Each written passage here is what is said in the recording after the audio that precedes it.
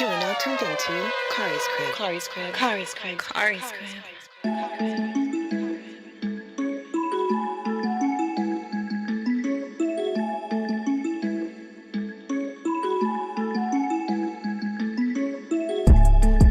What's good in 10 pretty people?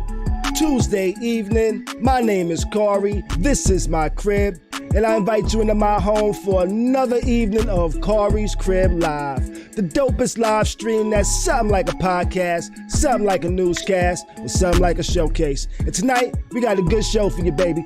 We got some interesting news we're gonna be going over. We got an interesting topic. We got a dope guest joining us. Should be an interesting time. It should be a fun evening. You know, I'm glad everybody's joining me this evening. You know, I'm glad you checked in with the chat. I'm glad that my viewers are out there checking in. I hope everybody had a good weekend. I hope you had a great start to the week. I hope your day's been good. You know, it's been a good week so far, even though we're only on, day 3 of the week? It is day 3, technically. A lot of people don't count Sunday as the first day of the week, even though it is actually, you know? That's how it starts the calendar. You know? I'm riding here solo for the moment, you know? Mimi has not joined us yet, so we'll be going on this evening and getting the show started. I do have my guest joining me this evening, Shaw. He will be joining us in a little while, you know? And yeah, we're gonna have a good time tonight. What's up with everybody in the chat? What's up, Wayne? What's up, Oliver? What's up, Cheryl? What's up, Herbal Goddess? You know, what's going on with everybody? How is everybody doing? What are you sipping and smoking on this evening? I got my usual, my vodka and soda right here. My little blunt. I'm smoking on some of that I think some Dakota Jack still, I believe some Dakota Jack, you know. I haven't gone too far since the last, well, I guess I put a little more in this bottle, in this cup than I thought I did, but I'll be all right. I had a nice hearty dinner that I prepared for myself this evening. Made me some fried chicken breast. That's right, some fried chicken breast and some what was it? French fries. And this was only like 30 minutes ago, and I had to actually sit there and think, like, yo, what did I actually eat this 30 minutes ago? I really had to think that. You know, I really did. So what's going on? Have y'all been checking out the news this week? I've seen some interesting stuff going on. You know, I've seen some interesting things. One of the things that I saw that kind of interested me was, I was like, you know what? I might feel like I could be like a fake baller for a little while, you know? I heard that, or should I say I read that AMC Theaters is going broke. They ain't really getting no money. They ain't getting no income being generated. So they came up with the bright idea, like, yo, let's rent out theaters so people could watch movies privately, you know? Starting at $99 for, I think, like up to a party of 20 people, you know? I'm pretty sure there's going to be a lot of OnlyFans content being created in movie theaters coming up. If I was an OnlyFans person, I definitely would rent out a theater for $99. Be crazy wild in that joint, you know? Watching, we'd be watching, yo, they had a lot of kids movies on there too. That would kind of be wild though, right? Yeah, it would. But it's interesting. Who would do it? Who would, anybody interested in, going to the theaters? That would be a cool little date, right? What you think? Shaw? You think that would be a cool date, Shaw? You took a girl to the theaters. Oh, yeah. You had the whole joint rented out and all of that? You rent the whole thing out. I mean, you look like a real boss. And like, you got to think, like when you go to the movies, anyway, you're going to be spending 30, 40, 50 bucks anyway. Yeah, that's so a fact. Shit, you get the whole theater for 100, man, you can't beat that, bro. Yeah. You can't beat that. Yeah. And I'm pretty sure some fun stuff is gonna pop off. Y'all gonna be in a movie theater, and all of a sudden they gonna put up on the screen, "Are you still watching?" Like you watching Netflix, you know, just pop. Right. What's up? Yeah, that was interesting. Have you heard about this news story I read about this rapper that got rich? He made a music video. He rapped about how he got rich, and then the feds ended up locking him up. Yeah. Man, listen, these police don't got to do no work no more. All they got to do is look at these dudes' social medias, and they telling on themselves. You know what I'm saying? Like, that's a fact. Man, you know, being a gangster, man, you gotta, one of the first rules is you gotta keep that on the low, man. Exactly. Like, I don't understand it, but I was watching. I guess I guess they was keeping it real. You know what I'm saying? Yeah, I checked out one of the videos, right, and the video that they was actually talking about, the line that he talks about, like how he made his money off these scams. Like the line before that, he said, "Yo, I'm too smart to sell drugs.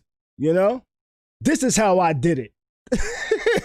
It's like, wait, you're too smart to sell drugs, but you're not smart enough to not rap about what you just did illegally to get this paper, which he actually got 1.2 million.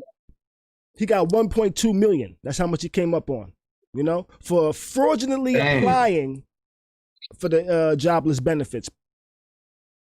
All because of the COVID stuff, He was better off saying that he sold drugs to get that. You know what I'm saying? Like, damn, like lying your raps. You know what I'm saying? Like, that's crazy. That was going to be one of my tips tonight. Crazy. All aspiring rappers, if you're going to rap about what you do, change things, If you shot somebody, say you punched them in the face. If you're selling drugs, say you're stealing cars. So now when they come look for you for the crimes you did, guess what? Those ain't actually the crimes you did. But I'm just saying. If I was a young rapper that was actually in some criminal shit, I think I would be wise enough to not rap about that shit, Facts. So, Wayne is over here saying, "Are you dumb?" in the Remy Ma voice.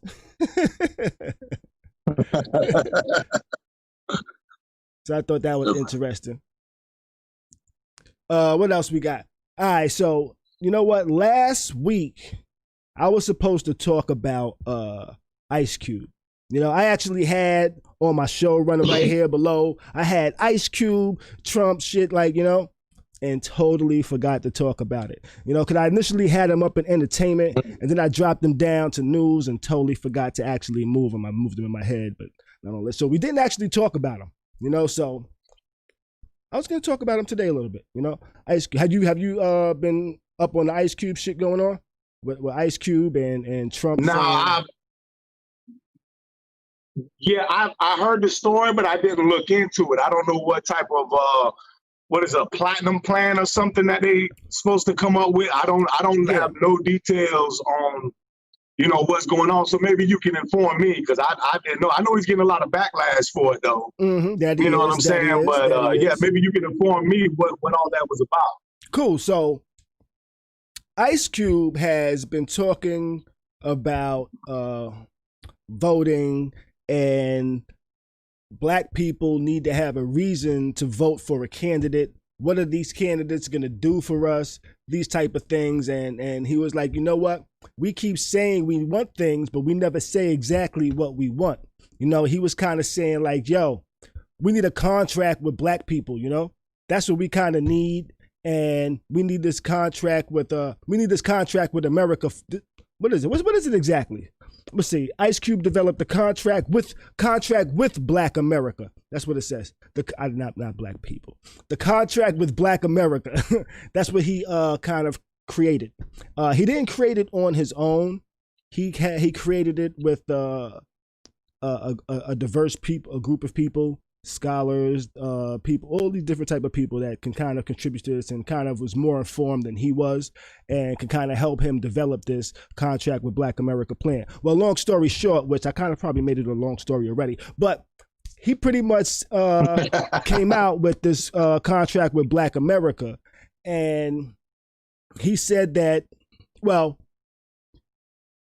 to jump forward, the Trump administration, what kind of brought this all about is the Trump administration came out and said, hey, we would like to thank Ice Cube for working with us with the platinum plan type of shit, And everybody was like, what the fuck? Ice Cube is working with the Trump administration? What is going on?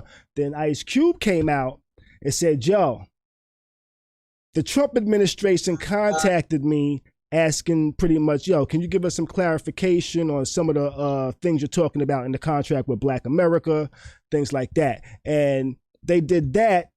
They spoke with him, And then based on some of the conversations they had with either Cube's people or Cube himself, I'm not sure. And it wasn't Donald Trump himself, it was the Trump administration. So Trump's peoples spoke with Cube's peoples to get clarification on some of the things in the contract with Black America. And after they read that, they then amended, so they say, they amended part of their platinum plan, which their platinum plan was pretty much their plan for Black people in America, what they think can be done or help Black people in America, that type of thing, you know?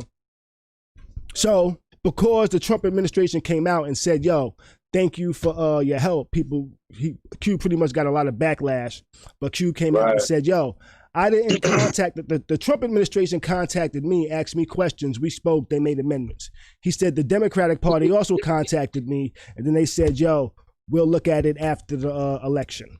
You know, after we're elected, we'll take a look at it and things like that. And a lot of people started shitting on Cube like, yo, what are you doing? Oh, yeah, I seen it. I seen the memes. Yeah. Yeah, people was like, yo, what are you doing?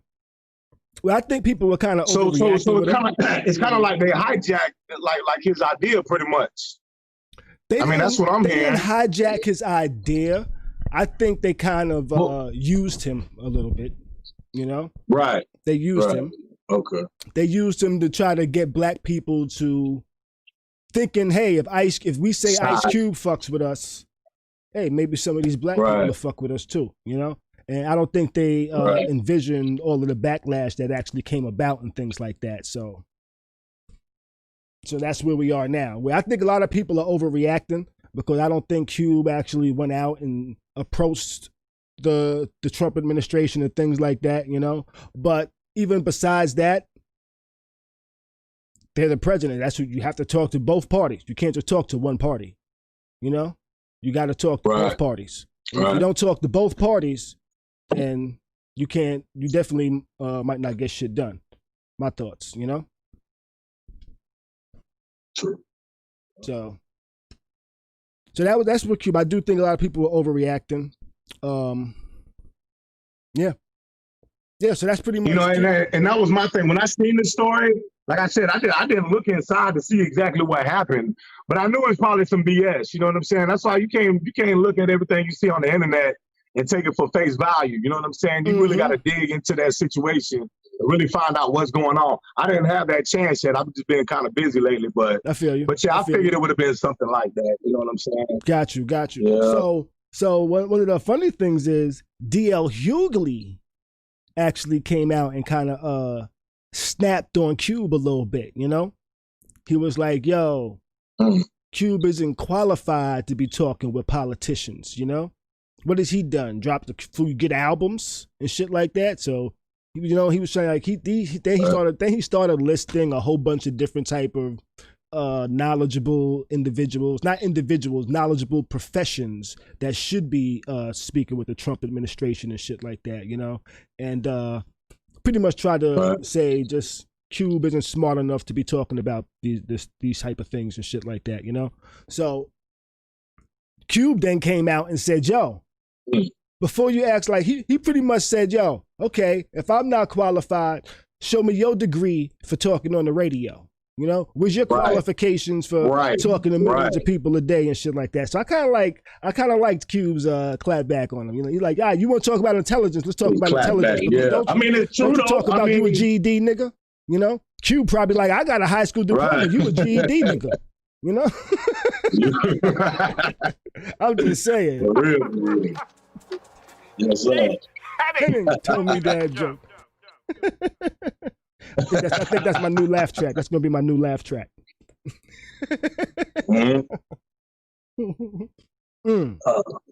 Okay, that's not a good sign. It's 9:21, and I'm already done with my first drink. Okay, that's not a good sign. Like you said, you had a hearty meal though, so you know. I know I did have a hearty meal. Take more minute to get that food out the way. You know, it's only 9:21 on a Tuesday night. Oh man. Oh, you know what? Let me write something down. I gotta. I remembered I needed to end my show on something tonight. What did I just do? I just hit something. All right, and I almost forgot. I wanted to remember.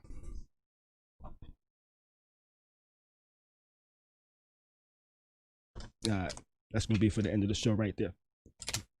All right, let's see. What's up, Danny? How you doing? I see Danny over here joining in the chat and shit like that. I'll be rhyming by accident. Khary's crib.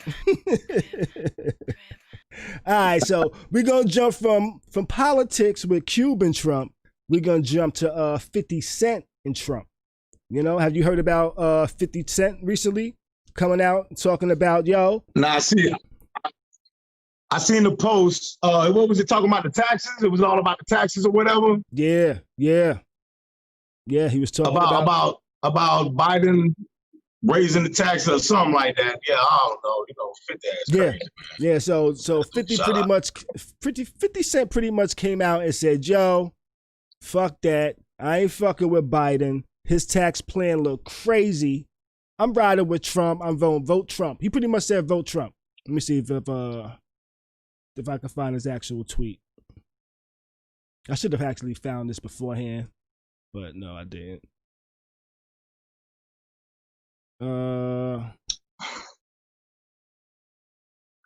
He wrote, what the fuck? Vote for Trump. I'm out. Fuck the New York Knicks. Never win anyway. I don't care. Trump doesn't like black people. 62% of you are out your fucking mind. And that's what he said, And I think he's bugging a little bit. I think that's talking about 50. Yeah, I think that's a little bit dangerous. Of him just blindly. I think it's dangerous that he has influence to just, and not saying that he necessarily endorsed them, because you never know whether 50 is trolling or not. I think that he's dead serious. I think he's dead serious though. I think he's definitely about the money. I think it's definitely because of taxes for him. But I'm just saying, even if it is for taxes, I think it's dangerous and irresponsible of him to tweet to like 26 million people that follow him, kind of like an endorsement, because some of these people are going to listen to it. I totally agree with you. I totally agree with you. But 50 Cent, he the type of dude, he always for self anyway. He's not really for the black community. I mean, you can look at his circle and see that he's never had no loyalty towards anybody anyway. You know what I'm saying? It's all about him to begin with. Right. So I can see him endorsing Trump because it's all about his pocket. You know what I mean? So, that movement, man. I don't know. And he's like you say, he's such a troll. Who really takes him serious half the time? You know what I'm saying? Right. So we don't know if he's trolling, but I don't really see it as a troll. I already see him as this all about the money, pretty much. So now I saw somebody over now in the chat over here said he's always been canceled. So is this something that people would cancel 50 over? Is this like a cancelable offense? I don't think so. Are people going to stop watching Power? Are people going to stop watching For Life? I never actually started watching For Life. I just haven't had a chance to sit down and watch it. But is this going to stop people? I don't know. I don't believe so. Don't keep moving. So Bronx Polo says 50 was joking. You really think so? Did he come back out? Did he tweet something and say, "Yo, I'm joking"? Do you think? I wonder. Do you think 50 is cancelable? Do you think people enjoy 50 Cent's brand of humor and trolling, that they would tolerate his ignorance in the manner? Do you think he's Donald Trumpable?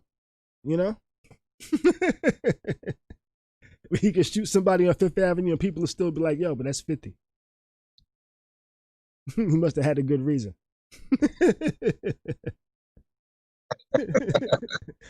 Danny says, "I like 50, not gonna lie." Lisa Joyner says, "Power has great actors. They don't have anything to do with 50 Cent. Yeah, But this is being cancel culture, where people cancel people over less things, and they don't care whose money's tied to it. Just what's his name? How did Dave Chappelle say it? Juicy Smollett, for example, right? he did some silly shit, and it wasn't that crazy, but yeah, it kind of seemed like y'all canceled. You talking about the dude, right? Who is Juicy? Who that is? That's the dude from Empire. The one that faked his. Mm-hmm. Oh, okay. Yeah, that dude a fool. But he ain't no 50. They can cancel him. 50 got his hands in too much stuff. Right, but you know what I'm saying? I don't think he did something that was cancel that dude because he really. I don't think he did something that really kind of. I don't think he did like a really cancelable offense. I don't think he really, but people get canceled for less. Interesting. Mm-hmm. But you know what? We've been where we at? We on 50 Cent. What else do I have? You know what? I have a couple more things then I'm actually gonna properly introduce our current guest right now. I'm going from 50 Cent, jumping to T.I. And I'm jumping to T.I. because T.I. has confirmed rumors that one of his homeboys pissed on Drake.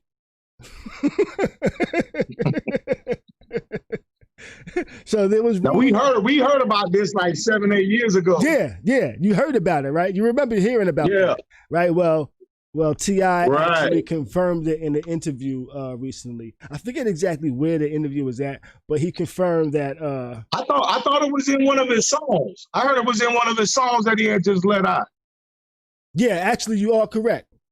We did it big. That features John Legend. That's And I think the only reason why he actually confirmed it was because his homeboy passed away. His homeboy passed away that actually did it.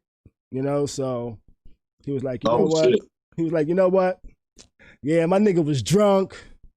He ain't really mean to like piss on you, but the nigga was drunk and piss got on you. Piss got on you.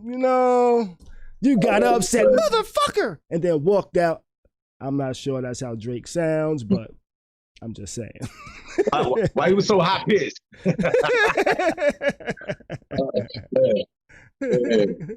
Yeah, so I don't know. I feel like T.I. when things are quiet and things are kind of T.I. always come out with some crazy shit to kind of get his name like popping, like, and he always seem to put himself in some crazy, like, you know what I mean? Like, why you telling that story now? Like all these years later, you know what I mean? Like, was your rap career not going that good? You trying to sell albums? What you trying to do? Might be. I don't know, man. Yeah, I like old Tell. This new Tell, he's kind of funny sometimes, man. The social definitely media a little funny too. Social media era, Yeah. Drama gets people in sometimes, Yep. Keeps things relevant. Yep. Did you ever watch the show Dexter? I never did. My best friend was a big fan, but I know what it's about. It's the serial killer, right? Yeah. Or the dude.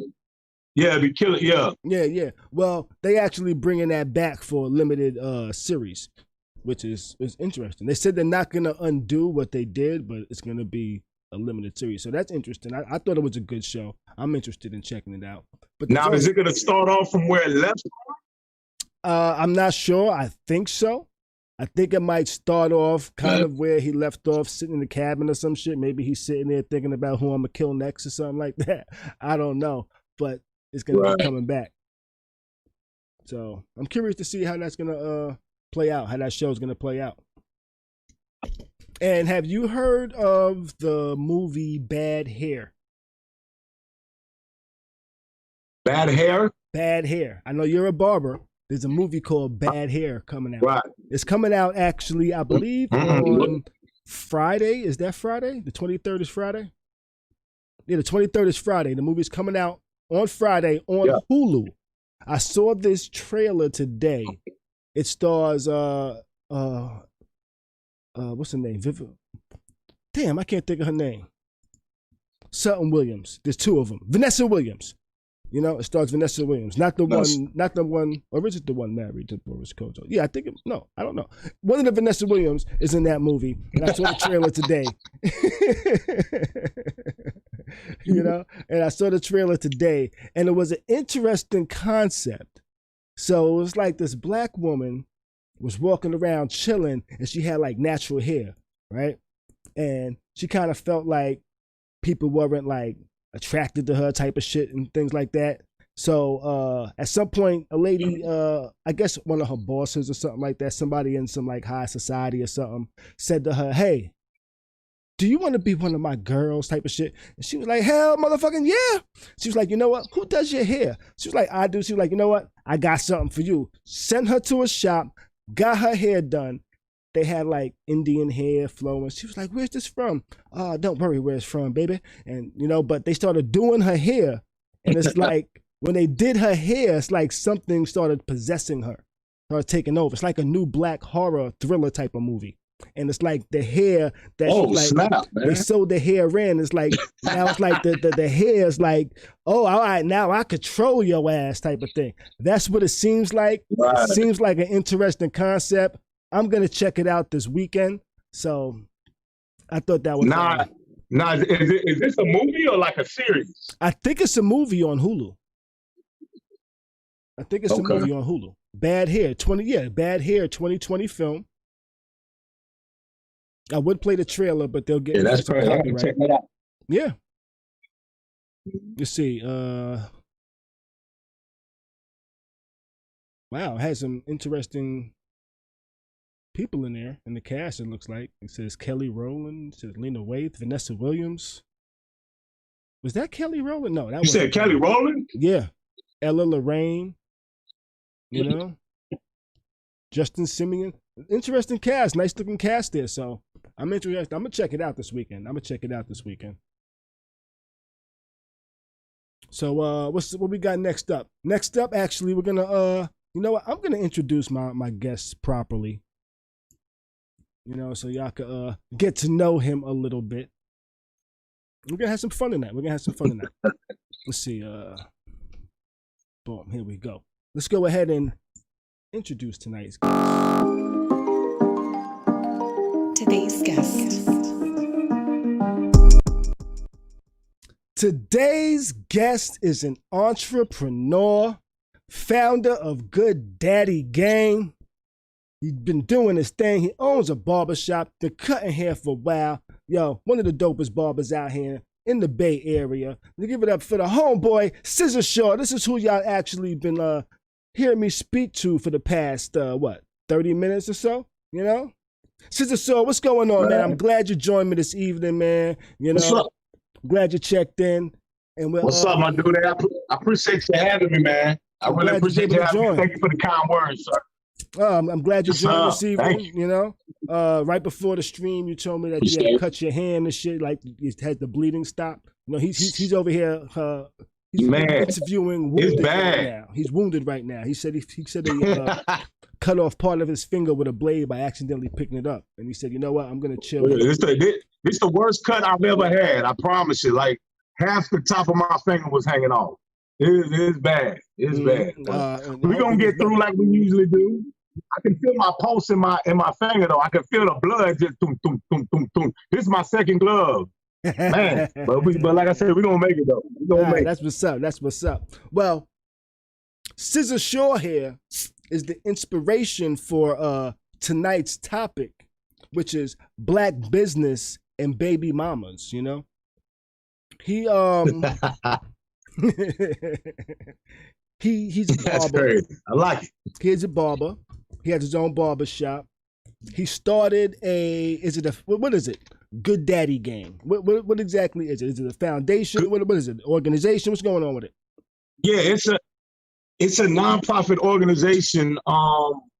We got two missions. One mission is, you know, just as fathers being recognized as a father, because like in our generation, you know, a lot of us grew up without fathers. So now that we have grown up without fathers, we are better fathers to our kids. So it's kind of about recognition to our, you know, just some recognition that we deserve.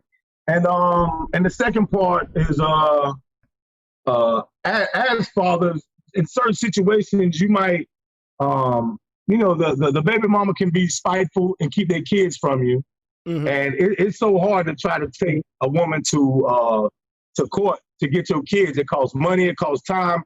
You know, a lot of us are uneducated with the legal jargon and everything. So I made this foundation. It's a nonprofit to help people out with their court dates and help people get legal representation and, you know, just give some, you know, fathers a place where they can turn to. You know what I'm saying? Because really, there's nowhere for us to go. And at the end of the day, man, it's all about them babies, man. So that's the basis of the Good Daddy gang, man. That's pretty much it in a nutshell. Got you. So it's good fathers helping other good fathers to be able to get the resources they need to be able to see their children and things like that. You know, or even the encouragement in those certain situations. Right, you know right. what I mean? Or even the encouragement. Yeah, in those certain situations. And also push for like court reform. I mean, that's like way down the road, but like when a woman puts you on child support, you should be the child support and the visitation should be one court case, not separate. And they got them separate. Like, you know, a woman can put you on child support with your social security number and a piece of paper. But if you go try to see your kids, they hand you a stack of paper this big, charge you $400 to file for the court date, charge you $100 to go send the police out to hand you know, to summons your baby mama, and then you show up in front of a judge and they treat you like crap because you're a black man in America and you're uneducated. So it's really, you know what I'm saying? It's just a place where we can, you know, kind of even the playing level out, man. Because at the end of the day, like I said, it's all about the kids, man. It takes two parents in a village to raise a child. You know what I mean? Right. So totally agree. Yeah. Well, I think that's dope, man. I think that's dope. So you kind of went through that yourself, then. You know, that's what I'm taking. Still going through it. Going through it. Hopefully, it's coming to an. Oh yeah. Hopefully, it's coming to an end with this coronavirus pandemic that went on. I was able to. I didn't scam. Hold on. I did scam, but I was able to kind of put some money to the side to be able to afford a lawyer to take my ex to court. I've been battling with her for like 4 years. So it's like, you know, with everything that's been going on, a lot of things slowed down. And yeah, I was just able to put some money. So I got an open case going, you know, handling that right now for myself. But yeah, so I'm pretty much, you know, driving the captain's chair right now, you know. So. Got you. I went through it a little bit, not to that extent. My shit took a couple of years. It was mostly just her trying to get child support in an amount that I thought wasn't correct. It was about the child support system thinking she should get X amount of money, which was a ridiculous amount, and they didn't care. I actually had to hire a lawyer. I was like, you know what? If I can't afford to hire a lawyer, then I ain't gonna be able to afford nothing in the future. You know what I'm saying? Exactly. And you know, it's so crazy. Like my thing is, as a father, financially, you're responsible for that child. I'm all for that. Definitely. But the crazy thing is, they'll have you paying so much child support that you can't afford your life. You know what I mean? Let's say you got to take 2 weeks off of work because you got the coronavirus, but you're paying child support, barely making it as is.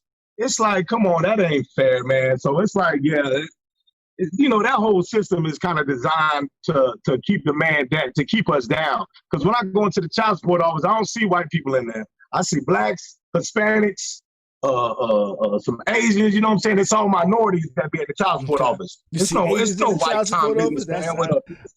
I guess is that racist that I didn't think Asians was in child support offices? I don't know. I mean, they sprinkle. You know, they sprinkle through there, but you know, I'm just using that as like, you know, it's just a minority. I get you. I didn't have to deal with it too long. It got to, she realized they was doing some fucked up shit, and at one point she actually started giving me back half of what they was taking from her. That's a that's a real baby mama, because a lot of these women will see you struggle, and they get pleasure out of that. You see what I'm saying? Because you left them or y'all broke up, y'all got that. So it's kind of like a weapon that they can use against you, and then they'll sit back and watch you suffer, watch you go to jail for not having a driver's license and all this. So they some of them, man.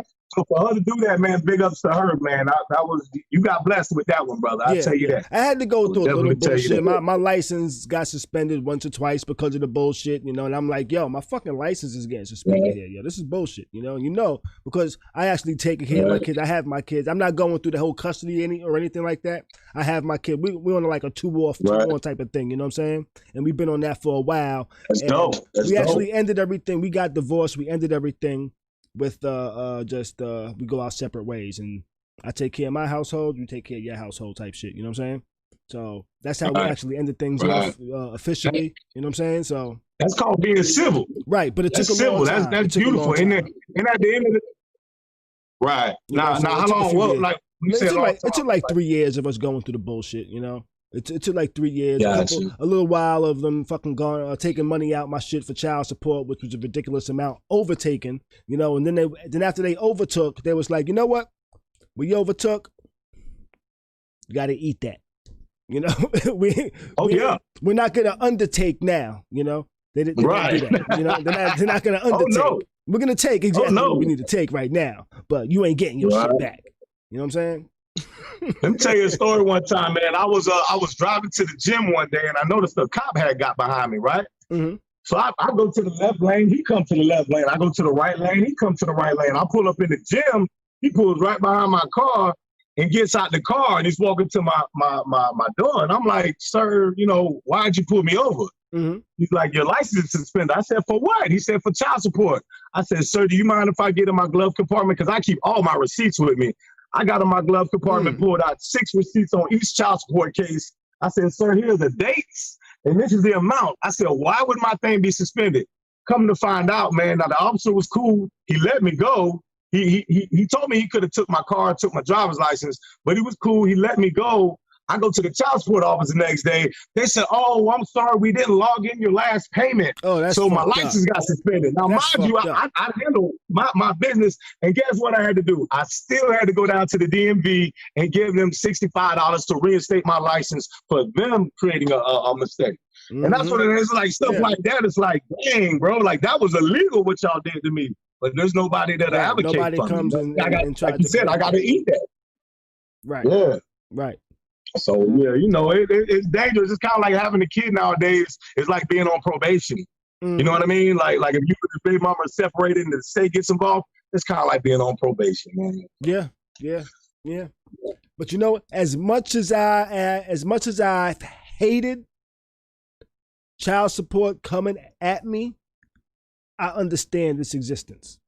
You know? Oh, yes. Yeah. You know? There's some real deadbeats out there, man. Yeah. Some real deadbeats.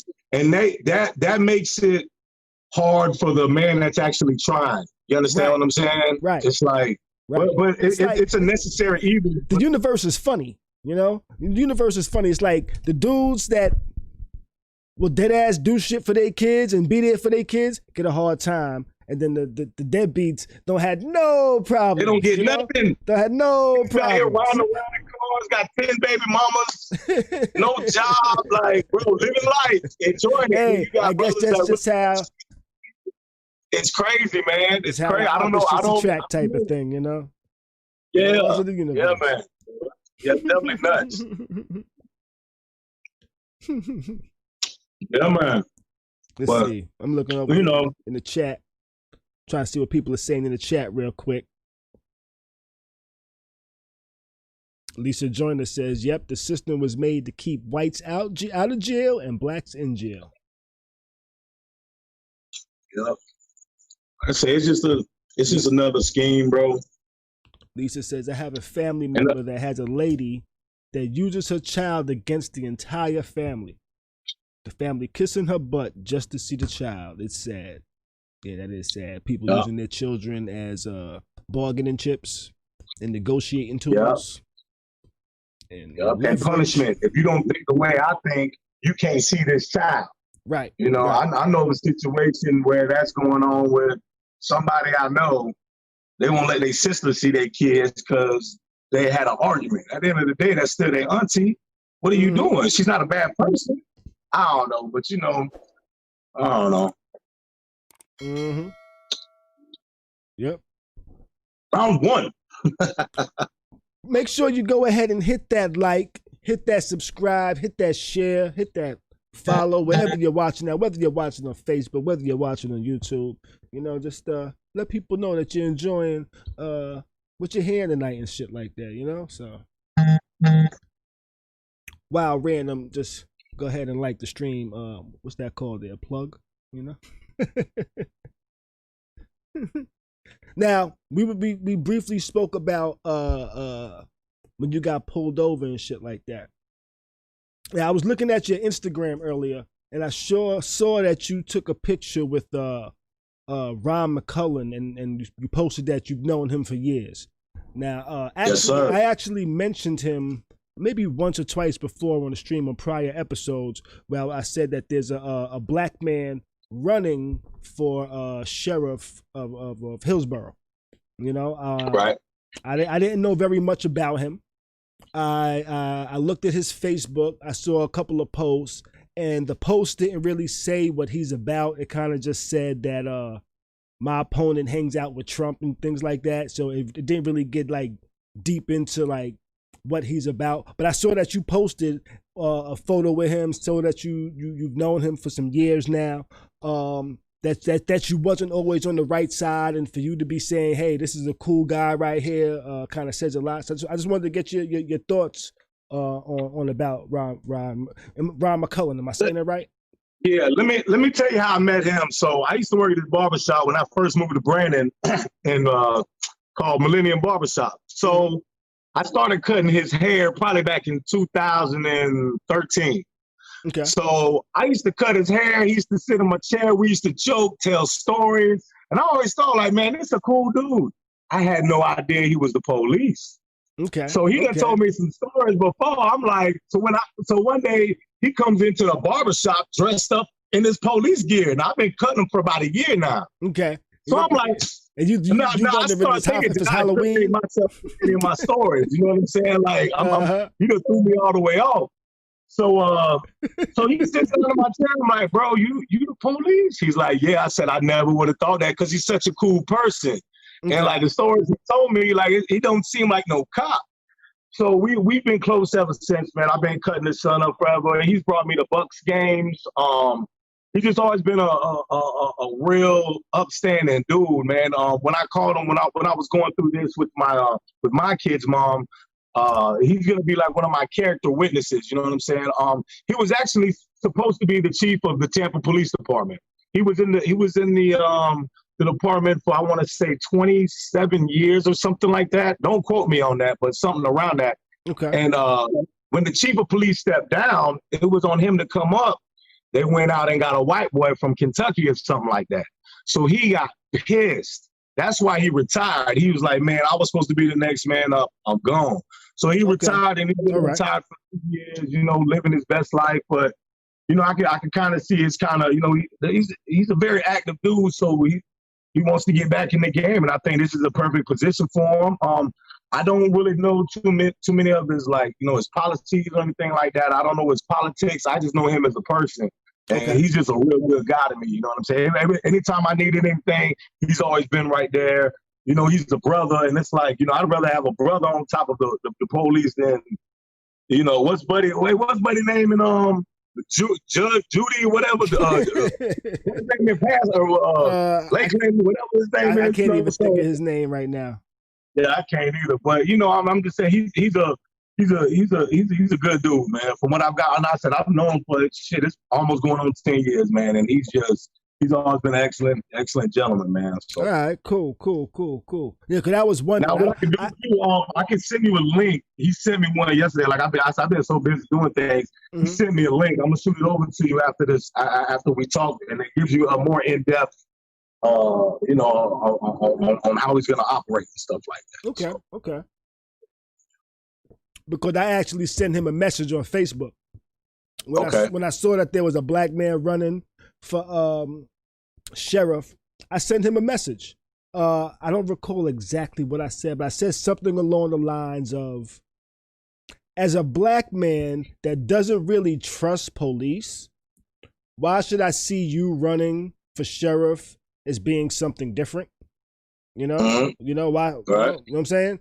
Why should I expect any difference? You know, or anything like that? And he kind of replied, "Hey, take a look at my videos. If you have any questions, let me know." You know.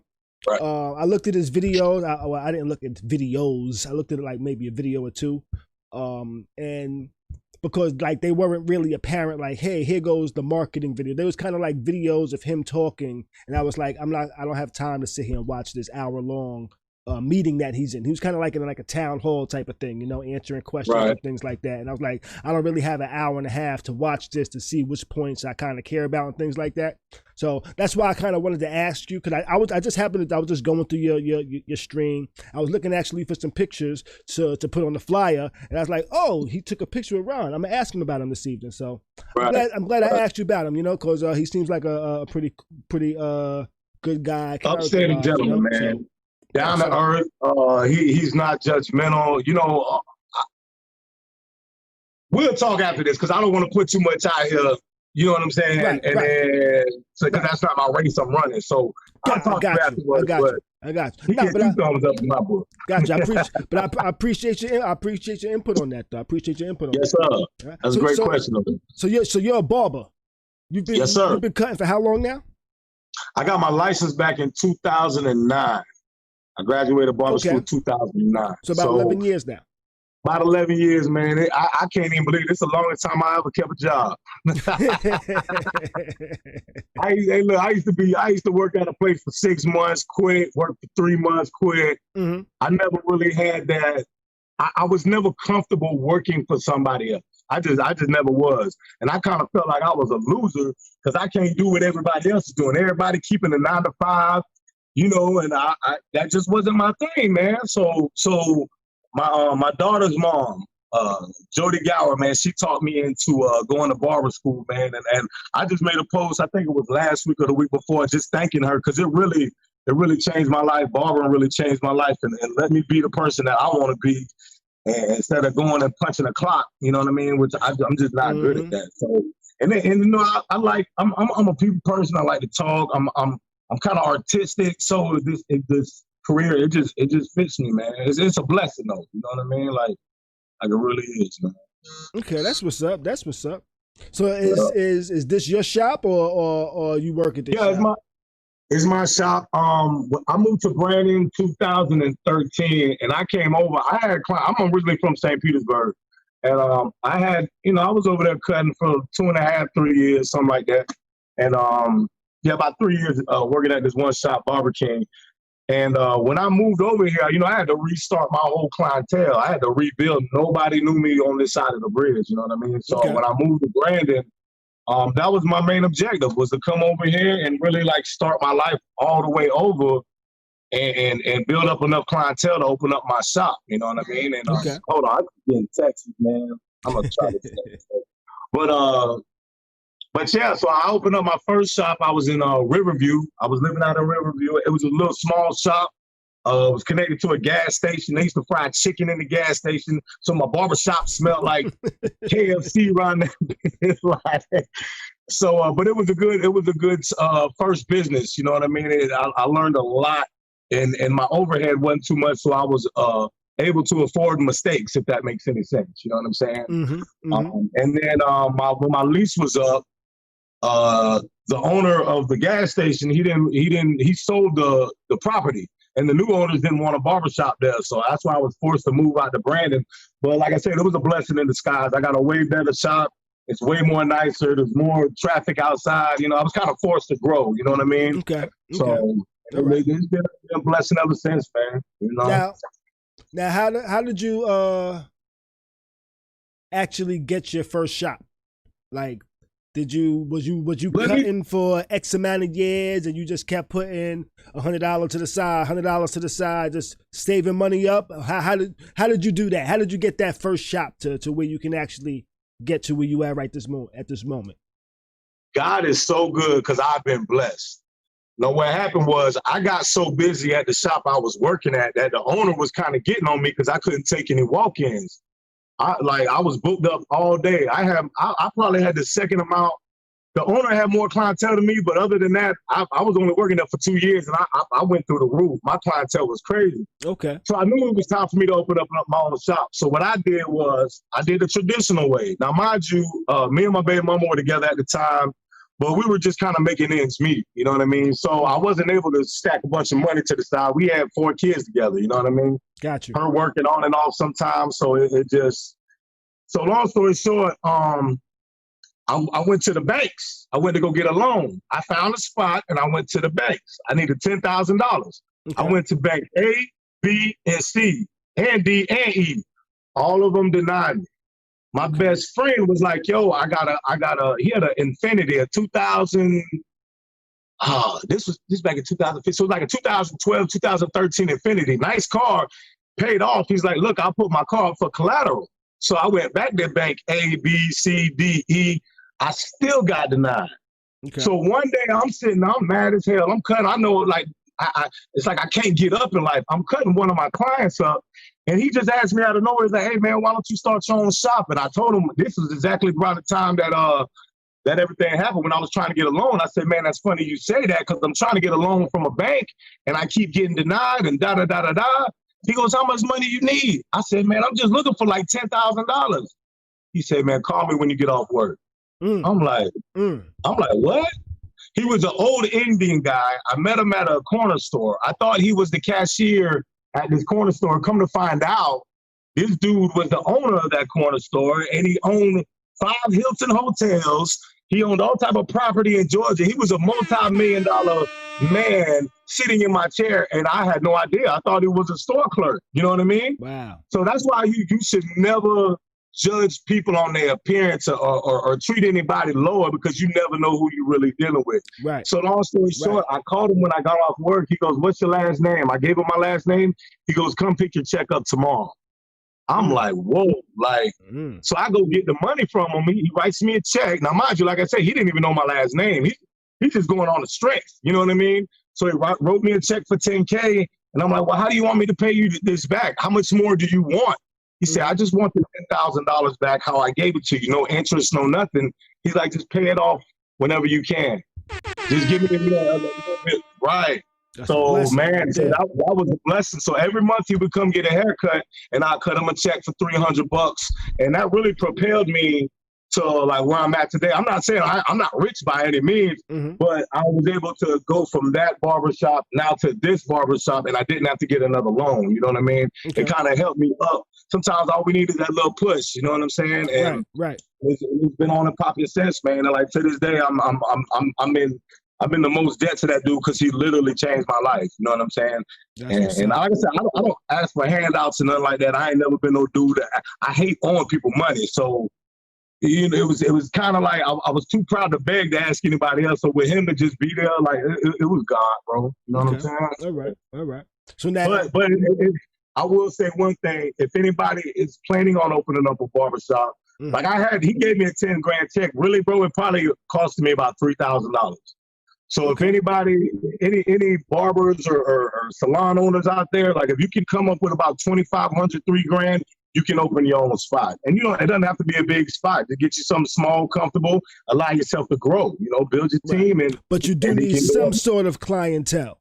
You can't you can't come out of school $2,500 and start a shop with no clients. Now I know a dude that unless you have some money to back you. Right, you're gonna need someone to back you. I knew a dude that was 6 months out of school and he went and opened up his own shop. But I even said it in my head. I ain't gonna lie, I doubted him. I said, I'm in my head. I said he ain't gonna make it. To this day, he's still doing his thing. You know what I mean? So I think location has a lot to do with it, but it's also good to work up, learn the business. You know what I mean? Learn the business, learn the people. Network, get your hands into it, and so you don't just jump out there. You know what I mean? There's a lot more into running a barbershop than sitting there and talking. Right, and just cutting hair. Yeah. There's a lot more that goes into it than the person that's just sitting there having conversations with you actually sees. You know, when everybody leaves and you lock the doors, you still got business you need to handle and things like that. Yeah, business handle. You got floors to sweep. I mean, you gotta worry about your appointments for the next day. You know, you gotta keep your books in order. I mean, it's not like, you know, I mean, it's not the rocket science, but it's not just as simple as, you just cut hair all day. You know what I mean? Gotcha. At the end of the day, you got to come up with ways to keep people coming in, keep yourself busy. Just try to stay up with the trends that are going on and stuff like that. So, all right, yeah, all right, that's what's up. Yep, I like that. I'm glad. I hope some my viewers got learnt a little bit over there. You know, got enlightened on opening up a barber or opening up a business in general. You know, a lot of people thinks it's very simple, but it actually takes work and dedication to actually do. Yeah. You know? So. Yeah, but it's like anything in life, man. If you want to get it done, you can get it done. I know I had a couple barbers come to me and they were like, what does it really take to open up a shop? And like I said, it's not that much. You know what I mean? You need to find a building. You need to fill out the necessary applications, which is pretty simple. You know, mm-hmm. the most thing everything's gonna cost you is your barber chairs. That's gonna be the most expensive thing that you buy. You know what I mean? The chairs itself. The chairs itself. That's gonna cost you. Those are kind of expensive. Yeah, they can run between $500, $700, $1,000 a piece. You know, so okay. But other than that, man, it's pretty simple. Like on both my barbershops too, like I constructed both of them. Like I put my mirrors up, I put the stations in, not all by myself. I had help, you know what I mean? But mm-hmm. I didn't hire nobody to come. My first barbershop, I had to like totally remodel it. Like I had to knock walls down and peel up tile and carpet and lay this, and you know what I'm saying? But going through that process, I enjoyed doing it because at the end of the day, that's my shit. You know what I mean? So it was kind of like, I remember my kid's mom used to have to go up to the barbershop. I would work 10 hours a day, and then I'd go to the shop when I was building it, and I would be there at 4 or 5 o'clock in the morning, just because just looking back on it, like, damn, this, man, when I get this done, it's gonna be so nice. So it was kind of like I fell in love with the process. You know what I'm saying? So it was a passion behind it, and I did some construction, like I told y'all. I did many odds and end jobs, and it's like all that construction jobs I did, it actually paid off. Where I could come in and do everything what myself. You needed to use to build what you wanted. Exactly, man. So yeah, man. Got you. All right. I like that, man. That's pretty interesting how you went through that whole process and things like that. And how long was you in school? Woo. Okay, I first started school in 2006. Now, me personally with school, I am not no man. Listen. I ain't no stupid dude, but when it comes to bookwork and stuff, I ain't on that. I did 2 years in ninth grade. I did 2 years in eighth grade. I failed both years. They just kicked me on. Then I did 2 years in ninth grade, and then finally I was old enough to just drop out. Me and school did not get along. Gotcha. So when I went to barber school, it was like the hardest thing I did. It's a 1,200-hour class. I probably did about 400 to 500 hours, and I quit. I dropped out. I don't want to do this. I'm done with this. How many hours did you need in total? 1,200. So I got about a quarter of the way done. Okay. And then maybe about a year later, I got a phone call from my brother in Atlanta, and he was saying my father was dying. So I got on the Greyhound bus. I went to Atlanta. Funny thing is, before going to see my dad, I walked into this barbershop and I had my Buccaneers jersey on. So the owner was like, "Oh man, you from Tampa?" I said, "No, man, I'm from a little city, St. Pete, across the bridge over there." And he's like, the owner was from St. Pete too. So we kind of clicked and linked up. And so after I left, I got my hair cut. I went to go see my father. He wasn't doing good. I stayed in Atlanta for a little bit, and then I was looking for a job. I couldn't find nothing, so I went back to the barbershop. And the guy wound up giving me a job. Now, mind you, I couldn't really cut hair too well. You know what I mean? I'm only a quarter done with school. I knew the basics, but it wasn't that good. But with him giving me the job, it actually inspired me. I said, you know what? When I move back to Florida, I'm going to go back to school and finish it. Because I seen how much money he was making, and I was actually in the shop with barbers, and I just seen how everything was moving. And I said, you know what? This is what I want to do. I don't care how hard the school is. When I get back to St. Pete, I'm going back to school. And that's exactly what I did, man. So really school took me really, I mean, from 2006, 2007 to 2009. That's like I said, that's when I graduated. So Okay. yeah, but it's a 1,200-hour course. My best friend's in school right now, and he started in January, February. He started in March. He'll be done what we in October. He'll be done like beginning of December. So it'll take about 9-10 months if you go every day. You know what I'm saying? Got you. Right. But it's worth it. It's worth it. They're not strict like high school or college though. You could They don't care as long as they get your money. You kind of do it at your own leisure. You know what I'm saying? They don't care as long as they get your money. yeah, that's it. It's all about money, and that's actually my next my next thing on my goal list. I'm giving myself 5 years. I actually want to open up a barber school because I feel like barbering really changed my life, and for me to be able to give back to a community and be able to touch brothers, because if you notice, like a lot of barbers have they're convicted felons. You know what I'm saying? Like they've gotten some trouble with the law, yes, or it's all type of things. So it's kind of like we have to move under the radar. You know what I mean? So barbering gave me that, where I was able to make an honest living, provide for me and my family, and I would love to be able to give that back. You know what I'm saying? To brothers like myself coming up, give them a way out, show them a path. You know what I'm saying? Something that I've walked down, that you can make it. You don't got to sell drugs your whole life. Gotcha. And you can better yourself and take care of your family and your people need. Right, man. Because at the end of the day, like we are a pillar of the community as well. Like we got, dude, there's kids I've been cutting since they've been knee high. Now they in college. You know what I'm saying? And it's so crazy. Right. I ran into one of their fathers one day, and he's like, "You don't know how big of an impact you've had on my son's life." I had no idea. I'm just cutting hair thinking that. But he's like, "Man, my son talks so good about you, and every time, blah, blah, blah, blah, blah." And it just blew my mind. Like, I would never think that. But I had an impact on somebody's life just by cutting their hair. So it's just a beautiful, positive thing, man, to be honest with you, bro. So that's what's up. Well, I'm glad you're doing dope with your bar. Your shop has been open for how long now? The business has been open for December or November will be 5 years, but I've been at this location. November will be 2 years. So all right. Now I'm glad to see that you're still open and doing your thing, because I know COVID hasn't had some people hasn't had the same luck during the whole COVID thing. Right. How did you deal with that? I know I actually messaged you once or twice, like, yo, homie, be careful out there. I know you're doing your thing. Be careful out there. I know quite a few people that's actually been affected by this shit and all of that. So you know what I'm saying? Let the people know how you kind of like handle this and all of that. Okay, once I found out, I closed. When they told everybody to close down, I shut everything down. I told all the barbers, go home, pack your stuff, and we just gonna see where it goes. Now, about a week or two later, my landlord called me. He said, "Hey, where my rent at?" I said, "I don't know. COVID got it." so then, he was putting the pressure on me, and I was under the assumption that we didn't have to pay rent. Okay. I was under the assumption that we didn't have to pay rent because this is what I'm hearing on TV. But come to find out, that only applied for residential. Business was a whole nother story. So long story short, I had applied for the government assistance. First, I got approved, but then when I went to collect, they said, "Oh, we're sorry, all the money gone. Sorry about your luck." Shit. Yeah, so that's when I was like, hold on, man. So I got my landlord breathing down my neck. I got the government not helping me out.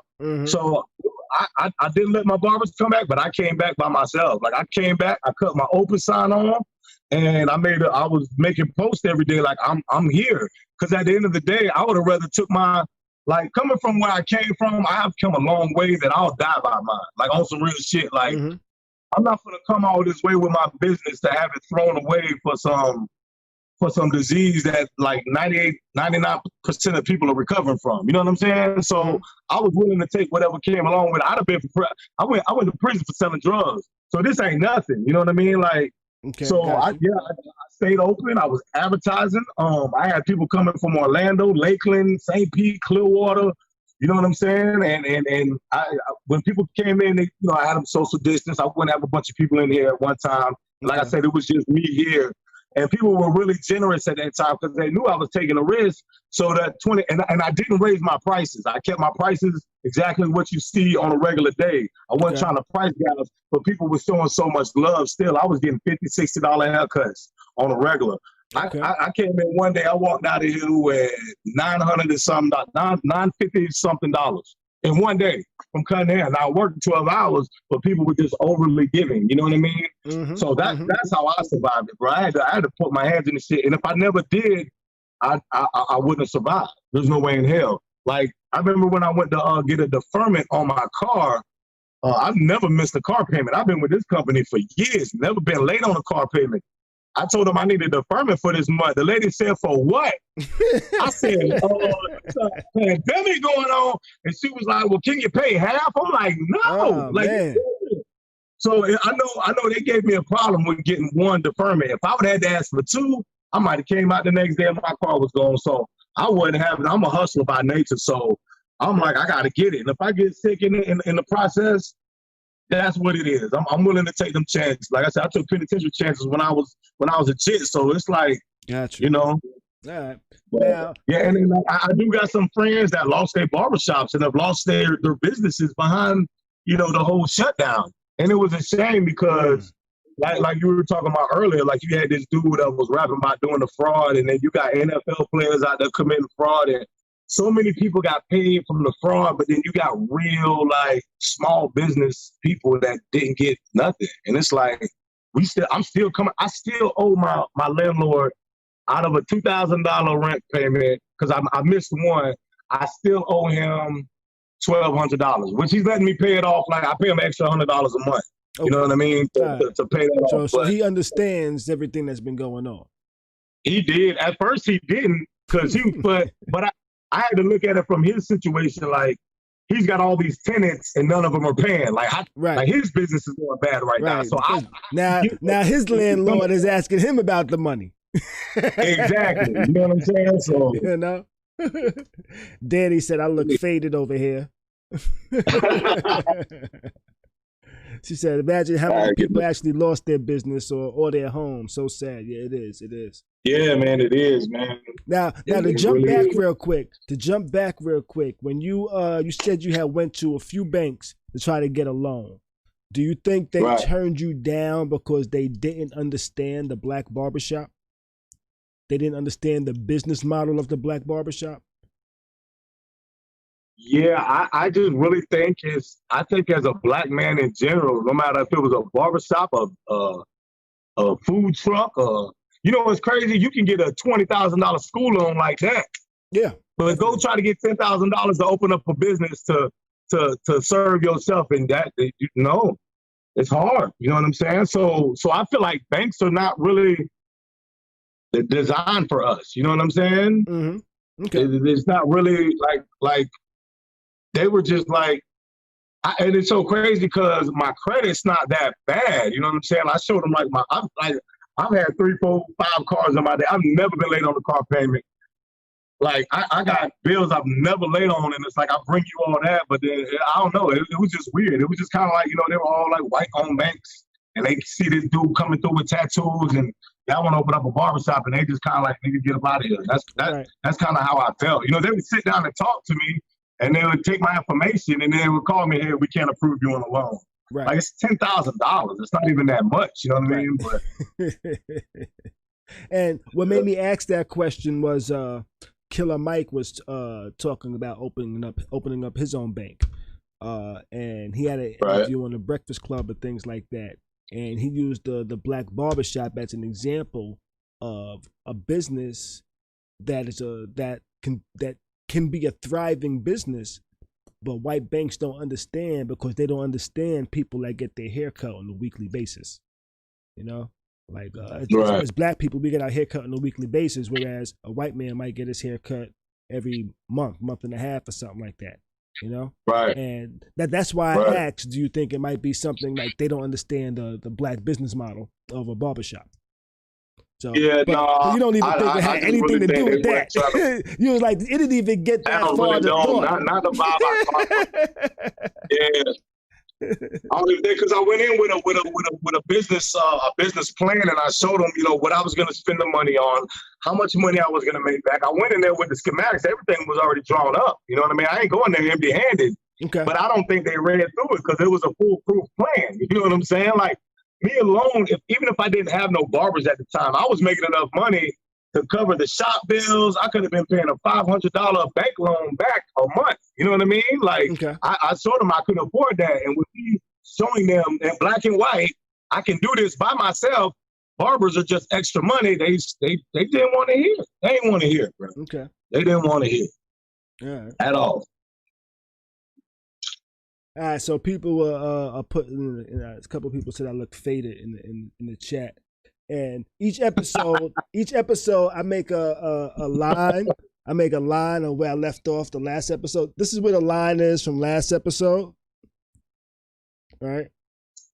So I drank that much.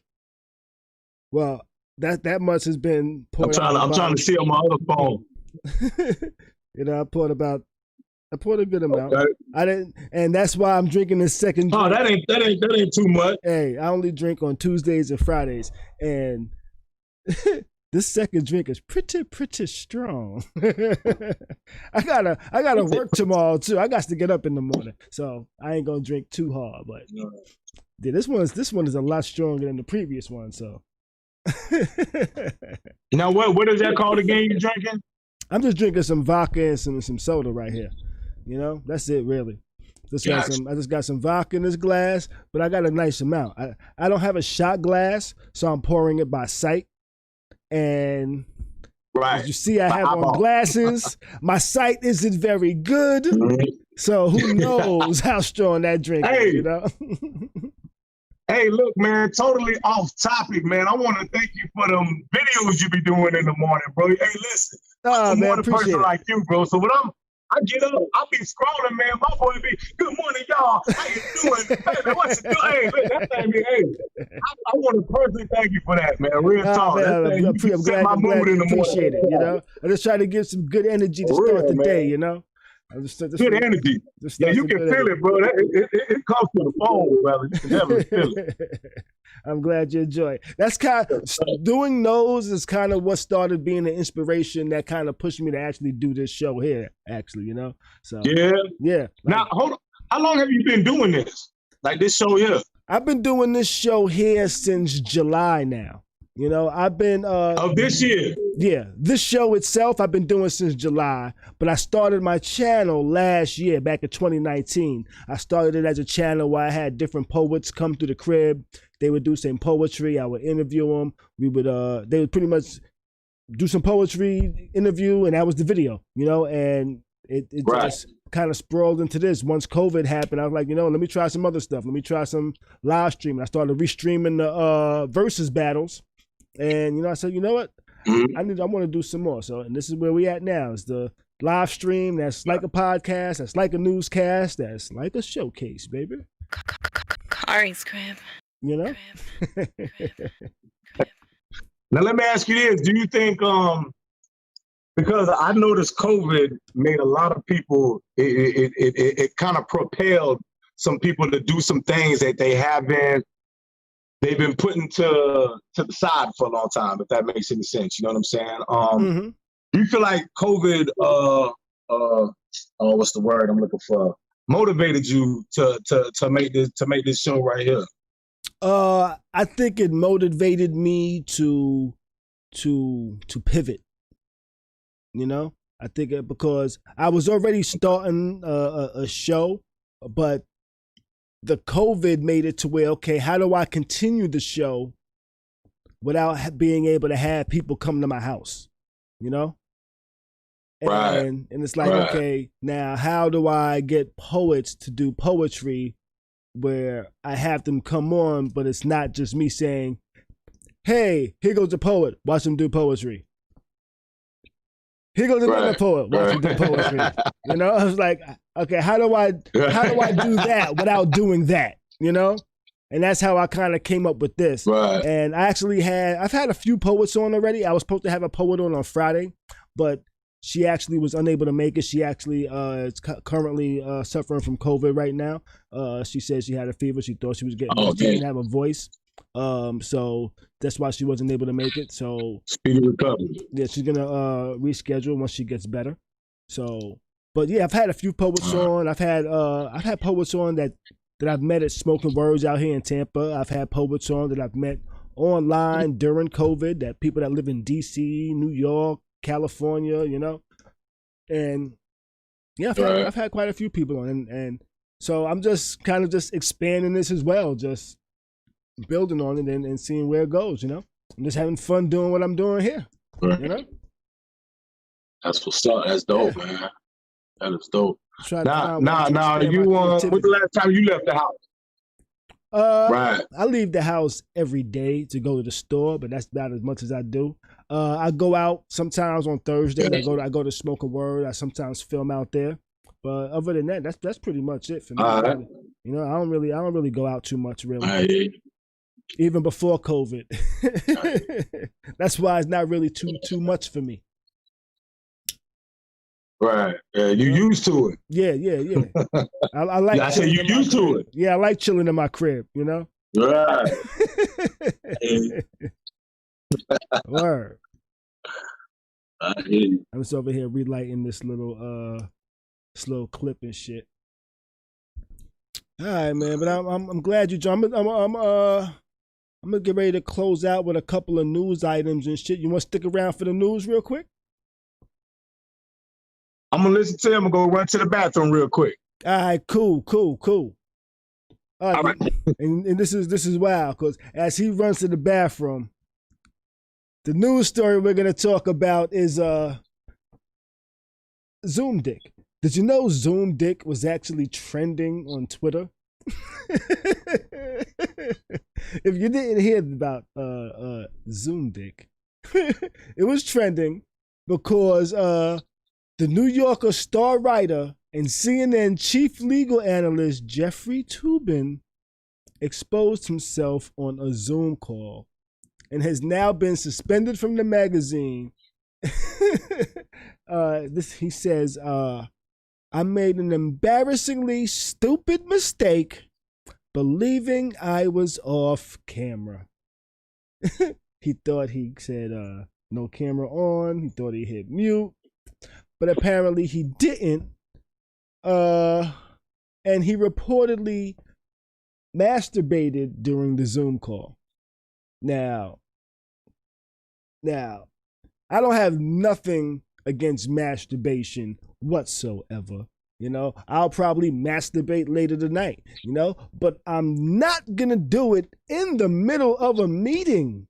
You know, I wouldn't need to do it that badly. You know, that I couldn't wait till this meeting was over. Is that actually a disorder? Is that a disorder? I don't know. Is that shit that happens to people to where I can't help it? I have to do it right this moment, no matter what is going on. Fuck that I'm in a meeting now. I feel like, right. You know? What was that? What you was gonna say? My bad, man. I ain't mean to interrupt your spiel, bro. I'm sorry. Go ahead. What you was gonna say? What you was gonna say? Oh, I was gonna say, yeah. I think that's like something ain't right with you. You know what I mean? Like if you can get off during a meeting like that, that's like a sexual predator type. You know what I mean? Like that's just not normal, bro. Yeah, that ain't normal, my G. Yo, so. And so his plan. He probably got child pornography and all types of stuff. Yo, his plan was like, all right, this meeting is going on. I'm gonna turn off my camera. I'm gonna hit mute.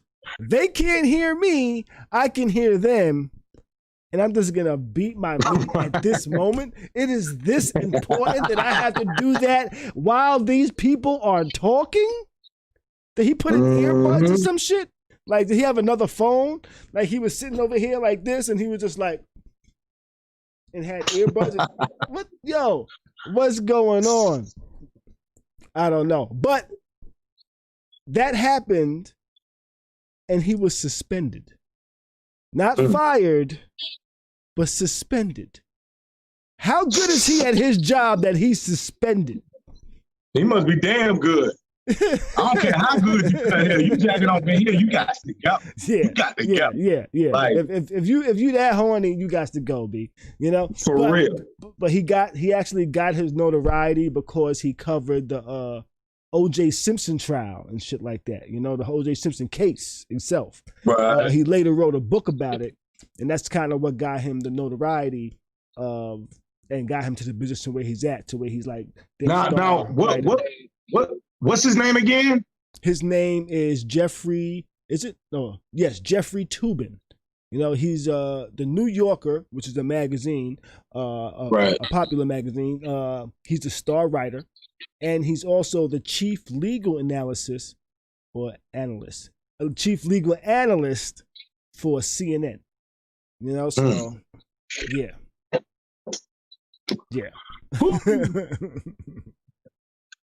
Let's see. He said, I believed I was not visible on Zoom. I thought no one on the Zoom call could see me. I thought I had muted the video. He's apologized to his coworkers. He has apologized to his family, his wife, anybody else who ever needed an apology from him. He's apologized. And he's only suspended. So he will be back to work shortly to continue his duties of writing. Like, I can't even look you in your face no more. I am not shaking your hand ever. You know what I'm saying? Like, I don't know where you been. Yo, if you can't wait for a meeting, I don't want to know what you was doing in your office. You know, for real. I'm just saying, what's up? How you doing, Jeff? You stay over there, man. I don't need nothing from you. My next news story: a black man serving a life sentence for stealing hedge clippers was recently granted parole. Hedge clippers? Hedge clippers. This happened in '97, I believe. You know? He got a life sentence for stealing hedge clippers. Yes. What is his nationality? A black man, of course. Golly. Hedge clippers in Louisiana. A black man. Was this the 3-strike rule? I believe so.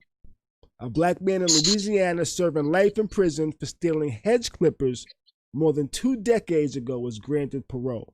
And this was after the Supreme Court declined to review his sentence, which he tried to take it back to the Supreme Court saying, yo, this is cruel and unusual punishment because I shouldn't be in jail for the rest of my life for fucking stealing hedge clippers. You know? For real. I mean, that's like petty theft. Like, yeah. I mean, hedge clippers, like, damn. Yeah, this happened back in '97. He was 38 when he was arrested in '97, and he's now 63, getting out of jail. Golly. Yeah. For stealing hedge clippers. Wow.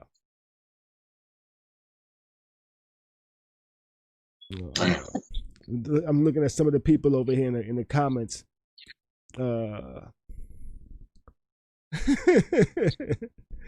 Some people saying he said he thought he was face talking to his wife. His colleague Brian Stetler called it an accident. He accidentally jerked off in front of everybody. All right, but back to this story. The Board of Pardons and the Committee on Parole voted Thursday to actually release him, and he was actually released later that day, where he was able to walk out of prison later that day. Blah blah blah. So what happened was he was 38. He was arrested in January '97 for taking a pair of clippers from a carport storeroom. So it's like a storeroom, like a carport, pretty much. He took some clippers from a carport.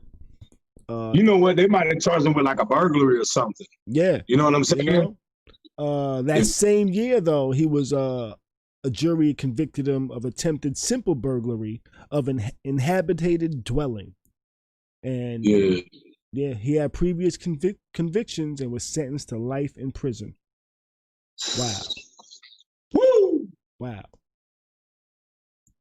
Getting out of jail now at 63 with the biggest smile on his face, which is fucking crazy.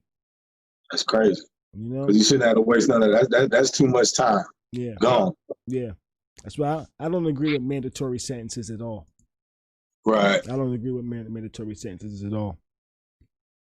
Have you heard about the SARS stuff in Nigeria? Mm-mm. So there's like this police task force in Nigeria called SARS, or I believe it's called SARS. And there's currently demonstrations going on right now against SARS. It's Nigeria's police brutality protesting going on right now. Kind of how we had ours over here, they have theirs going on over there. But they saying that the police over there, demonstrators have taken part in daily protests across the country for nearly 2 weeks over widespread claims of kidnapping, harassment, extortion by a police unit known as the Special Anti-Robbery Squad, SARS. You know, so the police themselves are doing some wild shit, even more wild than the isolated incidents we seen over here. They're claiming it's like the whole fucking team, you know? Right. And they having protests over there right now with everything that's going on.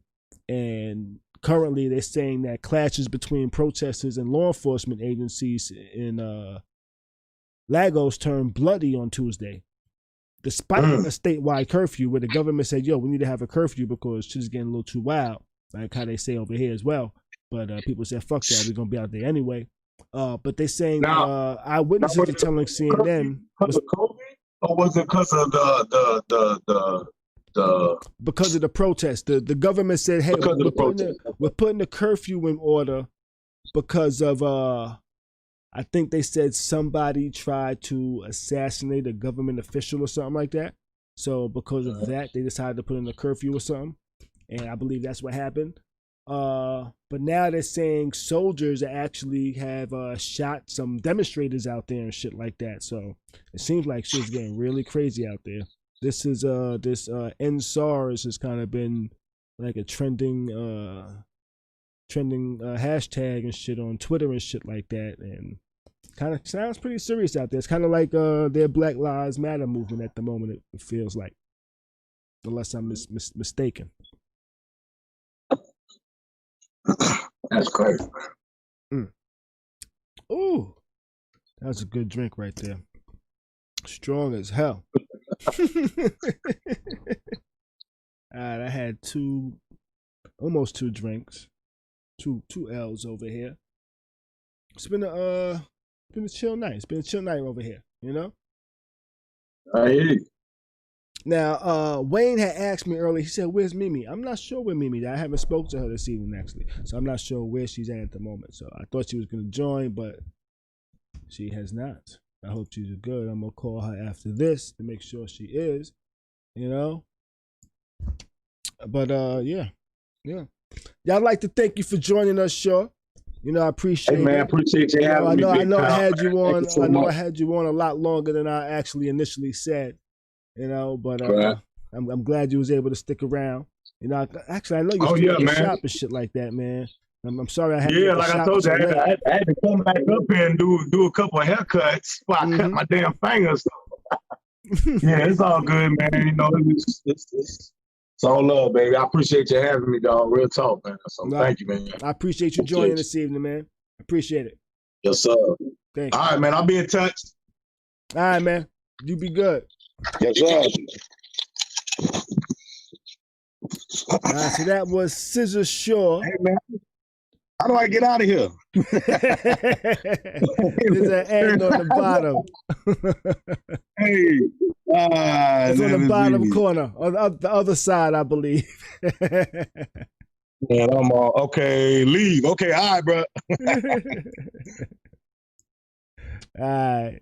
That was Scissor Shaw. You could follow him on Instagram at Scissor_Shaw. You know, one of the dopest barbers out in the Tampa Bay area. You know, that was a good time. We learned a little bit about starting a business. What y'all think about that? It's a little different tonight, you know, doing a little bit about business and entrepreneurship. Sister Shaw stopped through, kind of told us a little bit about starting his business, which is a barbershop. You know, and I've been thinking about having entrepreneurs of different walks of life come through and kind of talk about their experience with starting the business that they're in. So what did y'all think of that this evening? Did y'all think it was good? You say yay, you say nay. What you thought? You know, you can call in. I'm gonna be here for a little bit longer. You know, it's 10:30 at the moment. I wish I had an assistant to go grab me one of my roll-ups over here, because I guess I could roll it in like some paper, right? But you know what? That's whatever. So we're getting thumbs up. You like the versatility a little bit, you know? Have a little bit. You like Scissor Shaw coming through, stopping through. You thought he was funny. I thought he was funny too. I thought he had a lot of good insight, you know, had some good things to say and shit like that. So remember, definitely follow Scissor Shaw on Instagram at Scissor_Shaw. And if you want to check out the Good Daddy Gang, you can check out Good Daddy Gang on Instagram too, as well as too. You can check out Good Daddy Gang on Instagram as well at Good Daddy Gang_ on Instagram as well. Cheryl says he was fine. She might have to go out to Florida to get her hair cut. You know what? Somebody asked earlier the location. I'm gonna get you the location. You can actually, I bet you can find it on his Instagram. So I'm gonna pull it up right now just to, I bet it's probably on there. If it's not on there, it's probably on his Facebook, which I believe is probably the same or something similar. Heads Up Barbershop is what the shop is called, actually. You know what? Let me let's see.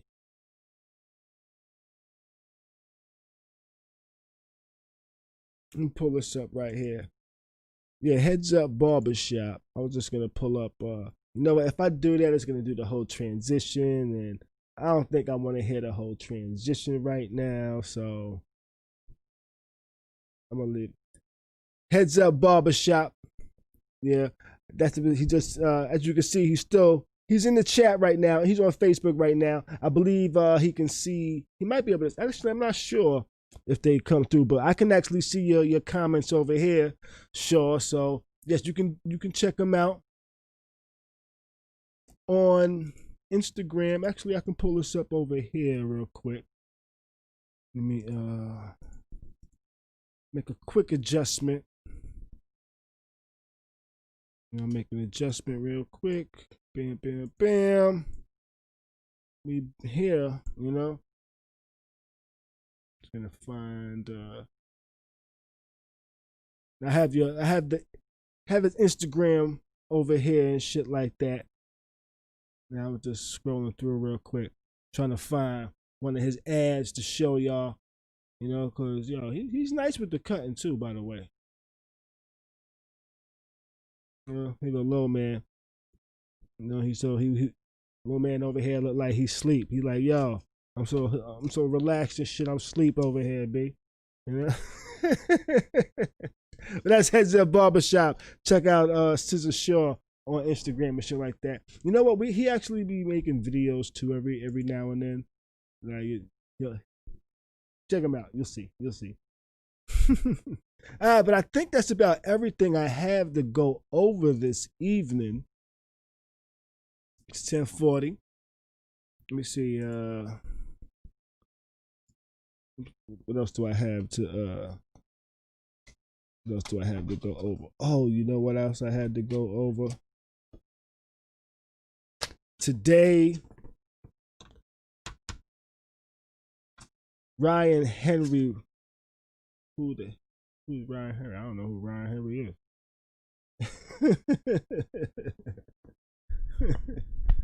Khary said, love this story about getting through the bank loan adversity by getting a loan from his millionaire client he didn't know was a millionaire. Could get a goof script for a Netflix movie, you know?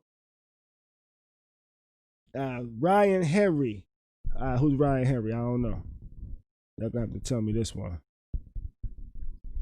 There's a debate on Thursday. Am I going to play the debate on Thursday? I didn't know there was a debate on Thursday. There's a debate on Thursday?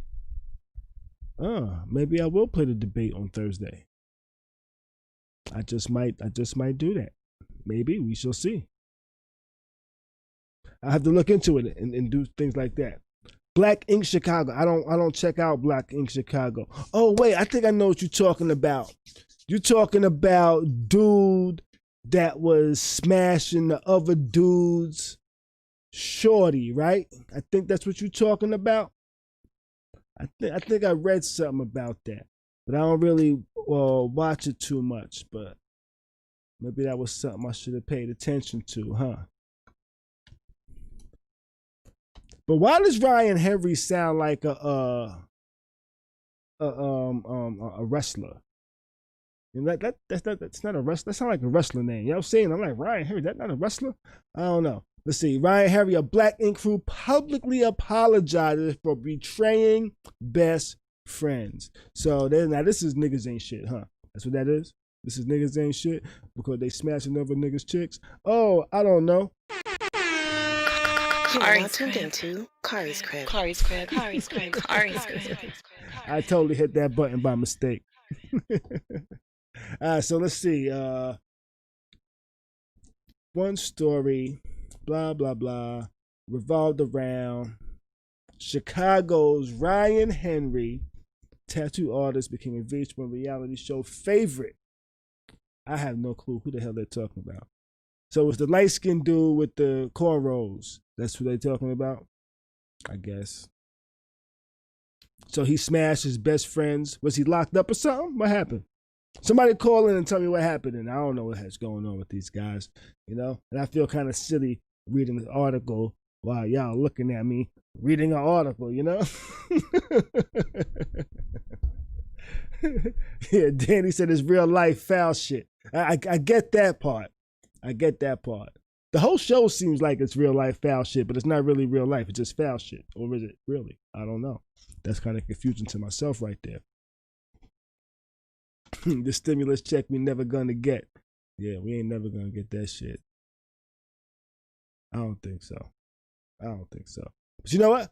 How about I'm gonna read up on it and we talk about it on Friday. That might be something. That might be a good topic we talk about, you know? Have you ever smashed a friend's joint? You know? Whether it be a female or a dude. Have you ever smashed your homie's other partner? What's how should I title that? I don't know. Are you a fucked up individual that fucks your friend's main piece? How about that? That might be a little too long and a little too fuckery for it, you know? I don't know. His friend had cancer and beat it, but still. So the friend had cancer. So he smashed. You know, we'll talk about it on Friday. But today is October 20th. And today is the birthday of my homeboy, Jermaine Perry, who's passed away some years ago from cancer, by the way. You know, so I wanted to end this episode by saying rest in peace to my main man, Maine. I love you, my nigga. I miss you. You know, we gonna wrap this joint up. We gonna get up out of here. I think we got everything covered tonight. You know, it was a good show. I will see y'all again on Friday night, 9 p.m. for another episode of Khary's Crib Live. We're going to get up out of here as soon as I find the proper banner to actually click so we can get up out of here. I'm feeling nice as hell. I think that's everything, though. Did I talk about everything on this damn screen below me? Because I realized there's been some times where I was like, yo, we out of here. I'm going over everything. But I didn't go over everything. But now I'm going to go over everything. But you know what? Ooh, you know what I think I'm going to do tonight? Y'all, so I made a song. Back in the days. Not back in the days. After my homeboy passed away, my nigga Maine, after he passed away, I made a song called Main Man, right? And so that's what I'm gonna play as my outro song for the evening. I think I'm gonna play Main Man. It's like, you know, he would understand it. Most of the world won't understand it, you know, because this is like the most inappropriate song to say rest in peace, my nigga, too. But you know what? He knows I'm an inappropriate ass nigga, so I'm gonna play that for the outro tonight. May the rest of your week be great. Do your best to stay sucker free and keep a smile on your face. Rest in peace to my main. Oh, where'd this come from? I'm up in here smoking right now. Land to laugh, man. Thought about my nigga Maine. First time I smoked, but it was the last time I smoked. Did a lot of shit, my man. R.I.P. to my nigga Maine. My nigga Maine. We go back to the first grade. 160. 27A, same building, same letter, 10 floors apart, nigga. You know you my motherfucking heart, nigga. Showed me dice and gave me smoke. We fuck different bitches at the same time. High.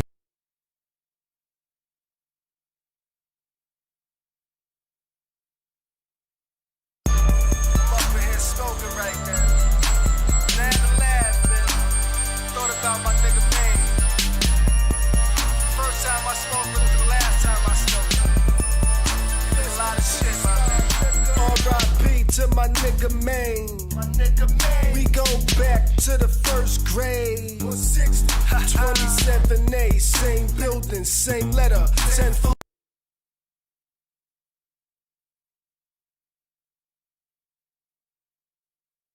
I'm up in here smoking right now. Land to laugh, man. Thought about my nigga Maine. First time I smoked, but it was the last time I smoked. Did a lot of shit, my man. R.I.P. to my nigga Maine. My nigga Maine. We go back to the first grade. 160. 27A, same building, same letter, 10 floors apart, nigga. You know you my motherfucking heart, nigga. Showed me dice and gave me smoke. We fuck different bitches at the same time, high as folk. We got plenty money together, we tougher than leather. Game so slick, talk quick, nigga so clever. You put me on to that Valentine. We went shopping 5th grade for our Valentine. We thought we was pimping them. Our walk had a limp in it. We knew everything, a nigga couldn't tell us shit. But now I'm trying to make them hits. Remember when your mom was like, get them hoes out my crib? We started laughing, we gave him Doug passing. We thought we was the shit, we gave these cousins, we was macking. We had to show them that we was from the power. You had mad jokes when she gave me head for an hour. Remember that time when you had that cop frisk you? You missed the burner on your waist, you was like, God, I could kiss you. Or what about the night at the Savoy? We party kinda hard, we leave that shit like, oh boy. Jump inside the whip, go and get some chicks. That is what it is, and we head back to the crib. We smash a little, crash a little, wake up and get some money then. Back to the middle, that was the routine with some strip clubs in between. Our only main concern was pussy, cash, and weed. Why'd you have to leave? You didn't deserve to go. And now you got a seat, I really wish you could see him grow. Your niece is beautiful, your nephew look just like you. Tell your parents I said hi, man, we miss you. This is for my man, My nigga. This is for my man. Brothers from another. We doing our thing. Alliance, man. You still my main man. This is for my man. Nigga. This is for my man. Brothers from another.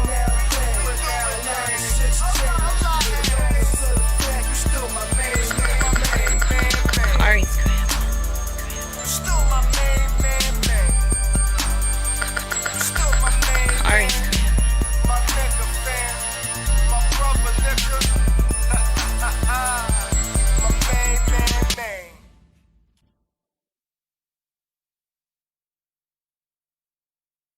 You are now tuned into Khary's Crib. Khary's Crib. Khary's Crib. Khary's Crib.